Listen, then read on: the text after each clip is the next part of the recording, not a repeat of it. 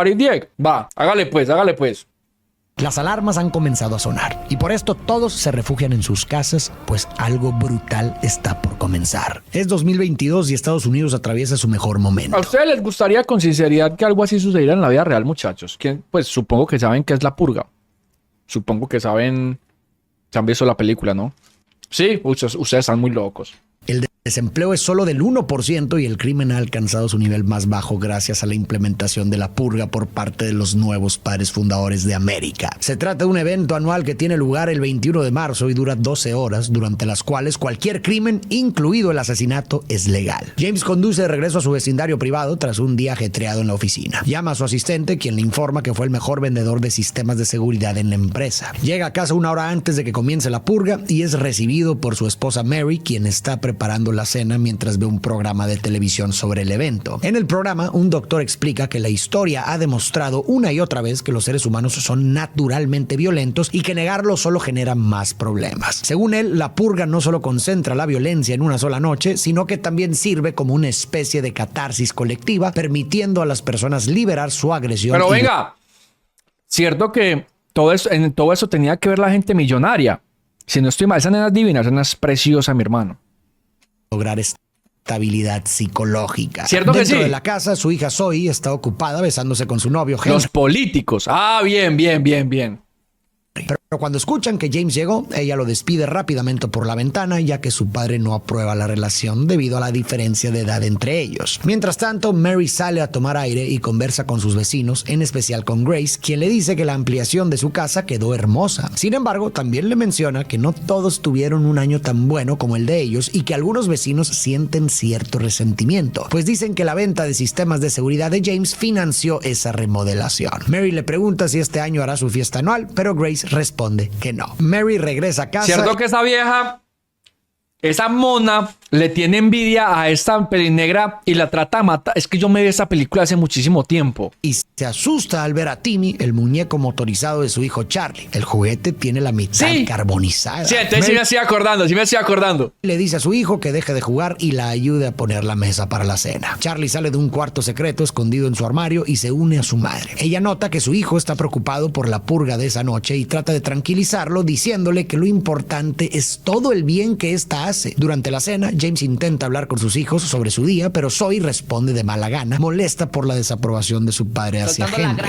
La cena es interrumpida cuando llega el momento de activar el cierre de seguridad. La familia se dirige... Oscar, te amo, mi amor, muchísimas gracias. Mira, la buena. La sala de control para reforzar la casa con el sistema de seguridad No, de James. qué En la casota, televisión se huevón. transmite la alerta de emergencia anunciando el inicio de la purga anual y recordando que todos los crímenes, incluido el asesinato, serán legales durante 12 horas. También se menciona que hay algunas excepciones. Los funcionarios del gobierno de rango 10 o superior tienen inmunidad y no pueden ser atacados, y solo se permiten armas de clase 4 o menores. De repente, las sirenas comienzan a sonar, marcando oficialmente el inicio de la purga. Charlie, con curiosidad, le pregunta a sus padres por qué ellos no participan. Uy, papi, James ¿sabes le que responde ese niño tiene una cara de vicioso, hermano? que simplemente Eso sí es azúcar puro. Eso sí son las verdaderas piñatas, sisas, David. no sienten la necesidad. Entonces Charlie le cuestiona si eso significa que si alguna vez sintiera la necesidad, sí mataría a alguien. James le explica que la purga permite a las personas liberar toda la ira, la violencia y la agresión que reprimen. Y le dice que sí, que si él o Mary quisieran, participarían, porque creen que funciona. Le recuerda que antes de la purga, el país estaba muy mal, con pobreza y altos niveles de crimen, pero que gracias a ella, las cosas mejoraron. Charlie va a su cuarto y Zoe al suyo, donde se encuentra con Henry, quien volvió a colarse en la casa mientras la familia cenaba. Mientras se besan, James trabaja y escucha una estación de radio donde un Ese ya está haciendo la verdadera purga. Luego cuestiona si la purga realmente ayuda a liberar la agresión y reducir la violencia o si tiene otro propósito. Explica que los críticos de la purga creen que en realidad es un método para deshacerse de los pobres y enfermos, personas que no pueden defenderse, y que eliminar a quienes no aportan a la sociedad reduce la carga económica del país. La purga presenta una visión de la psique humana que resuena con muchas ideas psicoanalíticas. La existencia de una división interna, un lado luminoso, civilizado y socialmente aceptable, y otro oscuro oscuro, salvaje y primitivo. Desde esta perspectiva, la introducción del individuo en la sociedad y sus normas implica la represión de ciertos impulsos para posibilitar la convivencia. Y la película resalta esa tensión con imágenes simbólicas como el juguete medio carbonizado de Charlie. Otro detalle que también refuerza esta idea es la fecha de la purga, el 21 de marzo, que suele coincidir con el equinoccio de primavera, cuando el día y la noche duran lo mismo, lo que sugiere un equilibrio entre los opuestos de la naturaleza humana, la luz y la oscuridad. La premisa de la purga sostiene que reprimir los impulsos agresivos acumula frustraciones que sin una vía de escape controlada terminarían explotando en crimen y violencia. Y la solución que plantea el sistema es permitir un espacio donde estas pulsiones puedan liberarse sin consecuencias. Si las personas descargan su ira en un solo día, podrían comportarse de manera ejemplar el resto del año. Pero, ¿esto es cierto? ¿Liberar la ira realmente nos hace menos agresivos? La idea detrás de la purga está vinculada a la hipótesis de la catarsis, que esta es una idea con raíces tanto en la teoría psicoanalítica de Freud como en el concepto aristotélico de la purificación emocional a través de la expresión de los impulsos internos. En esencia, esta hipótesis sugiere que las emociones desagradables pueden disiparse si se expresan. En la purga se asume que al desahogar la violencia en un entorno sin restricciones, el impulso agresivo disminuirá, reduciendo futuros actos violentos. Sin embargo, la hipótesis de la catarsis ha sido ampliamente debatida. Primero, el contexto en el que se expresa la agresión es clave. Dependiendo de las circunstancias, en lugar de aliviar el malestar, puede intensificarlo. No es lo mismo desahogarse en un espacio donde el conflicto se aborda. Marica, yo creo que no es lo mismo no desahogarse con alguien que no tenga nada que ver que con alguien que sea de pronto la imagen del el origen de tu violencia, por ejemplo.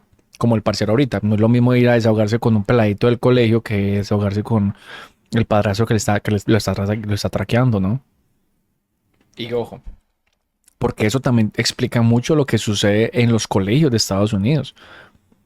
Ahorita alguien lo preguntaba, Muñe, ¿qué opinas de que haya tanta bala y tantas masacres en los colegios de Estados Unidos? Pues eso lo explica básicamente. Es un montón como de ira acumulada.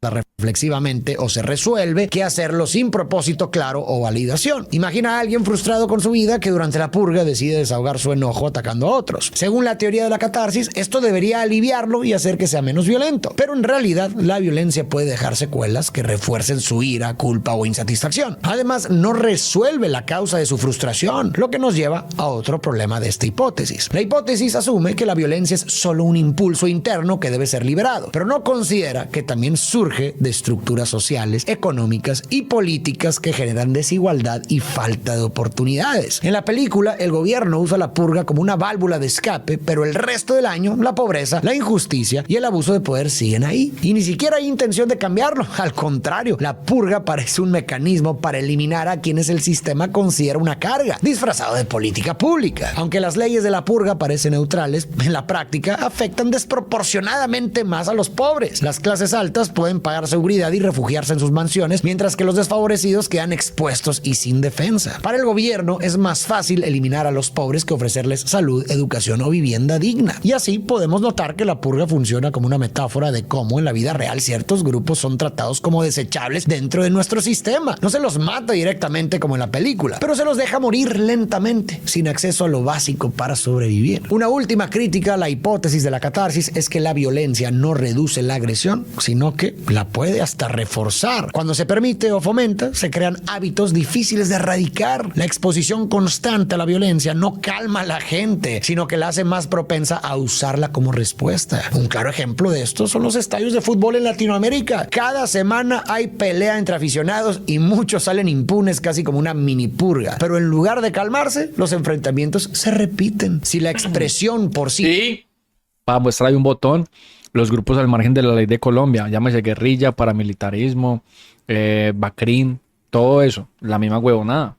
sola funcionara, bastaría una sola pelea para desahogarse y no volver a hacerlo por lo menos por un buen tiempo. Pero la realidad demuestra lo contrario. Mientras tanto, Henry le confiesa a Zoe que en realidad volvió para ver a su padre, supuestamente para hablar con él, ya que no puede prohibirle que lo vea. Luego se dirige a buscarlo. Lo va a matar, lo va a matar. Charlie juega con Timmy hasta que al revisar las Yo no me acuerdo de la película. ve a un hombre afroamericano corriendo desesperado afuera. Pablito, te amo, mi amor. Un grupo Muchas de gracias. jugadores lo persigue con la intención de eliminarlo. Conmovido, rápido, Charlie desactiva el sistema de seguridad y lo deja entrar. Esto alarma a sus padres, quienes corren a ver qué sucede. James, tomando precauciones, saca un arma, pero en ese momento Henry aparece con una pistola y dispara contra él. James logra esquivar los disparos y responde hiriendo a Henry mortalmente. Zoe se lo lleva a su habitación para... ¡Mano! ¿Es en serio? Ese man intenta matar al papá y la vieja llora por el man. ¡No me jodas! ¡No! ¿Pero qué les pasa? No. Lo llora y se lo lleva a su habitación. Ella es la que lo tendría que haber matado, mano. ¿Cómo así? ¡Ja! Entenderlo, aunque Henry muere poco después. Mientras tanto, el hombre desconocido aprovecha la confusión para esconderse dentro de la casa. James lleva a Mary y a Charlie a la sala de seguridad y decide buscar a Zoe y al intruso. Sin embargo, surge un nuevo problema. Un grupo de purgadores ha llegado y está frente a la casa. Al activar el audio de las cámaras de seguridad, escuchan al líder del grupo, quien viste un uniforme de una escuela prestigiosa. Él señala que, por la apariencia de la casa de la familia Sandin, es evidente que son personas respetables como ellos, gente acomodada. También menciona que notaron las flores azules en el exterior, una señal de que apoyan la purga. El líder se presenta diciendo que son un grupo de jóvenes educados y de buena familia, que cada año se visten con disfraces aterradores para salir a purgar y limpiar sus almas. Pero esta vez la situación tomó un giro inesperado. Su objetivo logró escapar. Se trata del vagabundo afro que la familia acogió, a quien consideran una amenaza para su sociedad justa y que además eliminó a uno de los suyos cuando intentaron ejecutarlo. Exigen a los Sandin que lo entreguen con vida antes de que llegue. Querían. ¿Ustedes qué harían, muchachos? ¿Entregan al Nietzsche o lo protegen? Porque ya con eso uno diría, no, el Nietzsche es bueno. El Nietzsche simplemente está protegiendo su vida. ¿Ustedes lo entregan? No, yo no lo entrego, yo lo protejo, no. Vea, esos niños riquitos me la pelan. Empecemos por ahí. Esos niños riquitos con esos peinaditos de mierda, me la pelan mucho, la verdad. Segundo, tengo un sistema de seguridad en mi casa prácticamente impenetrable. Y tengo un revólver. Marica quiere problemas, nos prendemos a tiros. Y tercero, el Nietzsche, según todo eso, el Nietzsche es bueno. Que lo voy a entregar, ¿no? Refuerzos. Si no lo hacen a tiempo, entrarán a la fuerza y eliminarán a toda la familia. En ese momento cortan la electricidad. James, decidido a proteger a su familia, decide encontrar al hombre para entregarlo. Mientras tanto, los purgadores... Yo voy donde el Nietzsche, le entrego un arma y le digo, papi, usted es Nietzsche, usted tiene que saber dar plomo durísimo. Vamos a pararnos duro, pues. Vamos a pararnos duro para no entregarlo. Desde afuera. Charlie, usando a Timmy, guía al vagabundo hasta su escondite en su armario secreto. James no lo encuentra y al tardarse, el líder de los purgadores lo llama para preguntarle si están protegiendo al vagabundo. James responde que no, que simplemente aún no ha logrado encontrarlo. James intenta explicar que todo es un malentendido. Les dice que su hijo, que es solo un niño, dejó entrar al hombre, pero que él apoya completamente la purga. Se gana la vida vendiendo sistemas de seguridad y nunca le negaría a nadie su derecho a participar. Uno de los purgadores lo interrumpe gritando que les entrega al vagabundo a la violencia, sino que la asume como un deber cívico. La ven como una responsabilidad hacia su país. Y para lograr esto, la propaganda del gobierno ha sido fundamental. Las élites que controlan el país han construido un discurso en el que la purga es promovida como una necesidad para la estabilidad nacional. Afirman que ha reducido la criminalidad y el desempleo, que ha fortalecido la economía y que en última... Déjame adivinar. Para la palabra mágica, ¿no? Seguridad democrática. Instancia ha convertido el país en un lugar mejor. Esta propaganda tiene efectos psicológicos profundos que hacen que las personas no solo ejerzan la violencia sin remordimiento, sino que lo hagan con convicción e incluso con entusiasmo. Estos efectos... Seguridad nacional. 3 puntos principales. Primero, diversos experimentos y hechos históricos han demostrado que las personas son capaces de cometer actos atroces cuando una autoridad legítima se los ordena. El experimento de Milgram, por ejemplo, reveló que ya hemos hablado del experimento de Milgram, que precisamente Milgram lo quiso hacer después de la Segunda Guerra Mundial para explicar el por qué algunos soldados cometían atrocidades sin ser precisamente malos. O sea, ¿dónde residía la maldad? Las personas están dispuestas a infligir daño a otros si una figura de autoridad les indica que deben hacerlo. También durante la Segunda Guerra Mundial, millones de personas participaron en crímenes terribles bajo la justificación de que simplemente seguían órdenes. En la purga, la propaganda del gobierno juega un papel muy similar. Convierte la violencia en un mandato legítimo. No solo permite que las personas eliminen sin repercusiones legales, sino que las alienta activamente a hacerlo. El segundo gran efecto de la propaganda es que transforma la percepción de la violencia. En lugar de ser vista como algo brutal e injustificado, la narrativa oficial la presenta como un mecanismo de progreso. La gente empieza a justificarla y así evita la culpa. Quienes participan en la purga no se ven a sí mismos como asesinos, sino como ciudadanos responsables que cumplen con su deber patriótico y contribuyen al bienestar de la sociedad. Y el tercer elemento clave es el contagio social. Una vez que la obediencia a la autoridad está establecida y la violencia ha sido racionalizada, el siguiente paso es la normalización a través de la repetición. Cuando una autoridad vende una narrativa y la mayoría la sigue, se vuelve mucho más difícil para un individuo detenerse a cuestionarla. La gente tiende a ajustar sus comportamientos y creencias en función de lo que ve a su alrededor. Si la mayoría de las personas en una sociedad aceptan algo como normal, es mucho más difícil ir en contra de la corriente. En la película, la violencia se refuerza precisamente porque la mayoría la acepta. No importa si en el fondo alguien siente que está mal. Si todo su entorno lo hace, la presión social puede hacer que termine cediendo. En suma, la propaganda del gobierno convence a la gente de participar en la violencia, los hace sentir que están haciendo lo correcto, y cuando la violencia es respaldada por la autoridad y normalizada por la sociedad, se convierte en una máquina difícil de detener. Por eso, en el mundo real es clave que cuestionemos las narrativas que nos venden los medios, los gobiernos y cualquier figura de poder. Es muy fácil caer en la trampa de aceptar ideas sin analizarlas, especialmente cuando se repiten constantemente y son respaldadas por la mayoría. Pero la historia nos ha mostrado una y otra vez que justificar la violencia en nombre del orden, el progreso o la estabilidad ha llevado a algunas de las peores atrocidades cometidas por la humanidad. Detenerse a pensar y cuestionar antes de actuar es más importante de lo que parece. Presionado, James se apresura a buscar al vagabundo. Cuando finalmente lo encuentra, el hombre sostiene a Zoe a punta de pistola. James trata de calmarlo, pero él se resiste, consciente de que lo están condenando a una muerte segura. Irritado, James le dice que, de cualquier manera, va a morir esa noche, pero que tiene una opción. Puede salir por su cuenta y morir con dignidad, o quedarse y provocar que toda su familia sea eliminada con él. En ese momento, Mary lo ataca por sorpresa, haciendo que el hombre suelte a Zoe. James aprovecha la oportunidad y le dispara en el estómago. Zoe, impactada, se desmaya. James sugiere atar al desconocido para sacarlo a la calle, pero el hombre se resiste con todas sus fuerzas. Mientras James lo sujeta, le indica a Mary que tome un abrecartas y presione la herida para someterlo. Ella, aunque con duda, obedece, causándole un gran dolor hasta que finalmente se rinde. Sin embargo, cuando James empieza a atarlo con cinta adhesiva, Charlie suplica que se detengan. Mary, sintiendo un fuerte remordimiento y decepción por lo que están haciendo, Uy, no, marica, qué horror. ¿En qué momento llegaron? Qué horror, huevón, no. A esto. Cuando Zoe recupera la conciencia, aún aturdida, también se opone a la decisión de su padre. James intenta tranquilizarla No, diciéndole pero ya después de ese parcero tener un tiro en el estómago.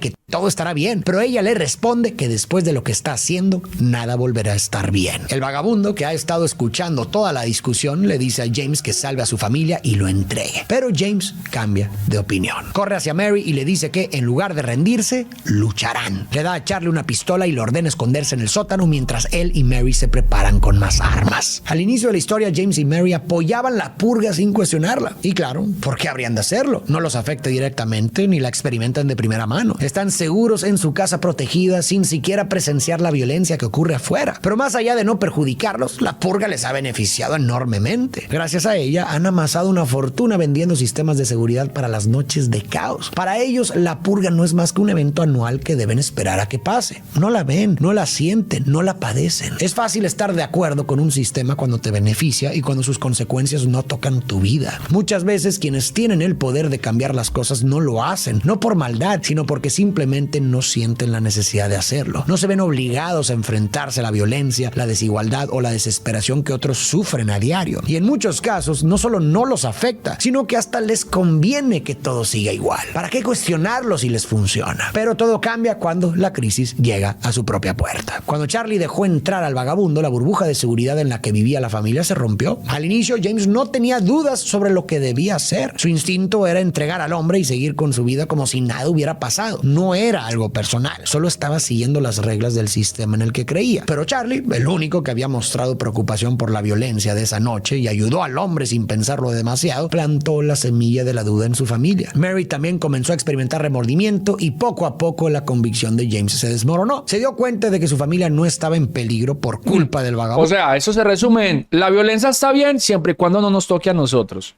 Y que la sangre que no se derrame, perdón, y siempre y cuando la sangre que se derrame no sea la de los nuestros, ¿sí? Así como el daño colateral, que todo el mundo está de acuerdo con el daño colateral, siempre y cuando los muertos no sean de su familia y sus amigos, ¿no?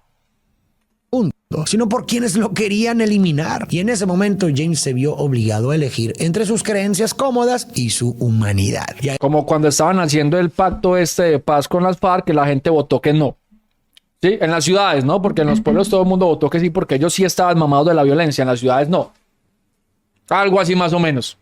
Ahí fue cuando James tuvo un cambio de corazón. Y ahora la pregunta es, ¿cuántas personas necesitan verse afectadas por una injusticia para que nos demos cuenta de que es un problema? ¿Por qué es tan fácil ignorar el sufrimiento de los demás hasta que nos toca a nosotros? Las injusticias no se sostienen solo por quienes las cometen, sino por la indiferencia de quienes tienen el poder de hacer algo y eligen no hacerlo. Leonardo da Vinci tiene una frase muy parecida a eso y es como que la violencia se reproduce no por aquellos que la cometen, sino por aquellos que deciden no hacerle frente a la misma. Bueno, la violencia no. Ahorita la buscamos, ustedes me entienden. En ese momento llegan los refuerzos de los purgadores. El líder anuncia que la familia Sandin los ha decepcionado, ya que el vagabundo al que protegen solo existe para satisfacer su necesidad de purgar. Acto seguido, da la orden de comenzar a desmantelar las barricadas de la casa. Los invasores entran y comienzan a recorrer la casa. Uno de ellos persigue a Mary, mientras que Charlie, escondido en el sótano, escucha risas y disparos por toda la casa. Parce, pero mera gonorrea de sistema de seguridad. Pues imagínate que un sistema de seguridad todo sofisticado, esa gente que está podrida en plata y unos mariconcitos con una charanga y con unos machetes y entraron a la casa. ¿Ah? Un purgador lo sorprende. Puro sistema chirrete, hermano. Y está a punto de eliminarlo, pero James llega a tiempo y salva a su hijo. Luego lleva a Charlie a la sala de seguridad y regresa a defender su hogar. Se enfrenta a varios purgadores, disparándoles con su escopeta y golpeando a otro contra una máquina de pinball hasta dejarlo inconsciente. Justo cuando parece que está ganando, el líder de los purgadores aparece de la nada y apuñala a James en el estómago. Mientras James se desvanece, el líder le pregunta si realmente valió la pena sacrificar su vida y la de su familia por el vagabundo, antes de dejarlo ahí y seguir con la matanza.